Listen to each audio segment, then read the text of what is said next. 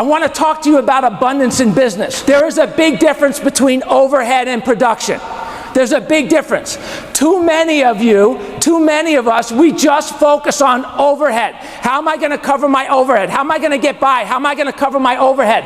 And we spend out of all of the time, 2,000 hours plus every year focusing on business and overhead instead of focusing on production. And we wonder why we don't grow.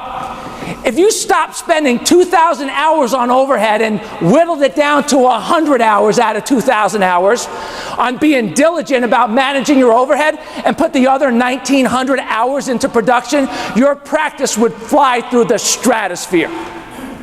It would fly through the stratosphere. And you know what? If you spent all that time focused on cutting overhead, you know, you'd probably save $1,000 a month. If you spend 1,900 hours focusing on production, you'd probably grow by 10, 20, 30, 40, 50,000 a month, seeing 100, 200, 300, 400 people a week more, effortlessly. You got to focus on production.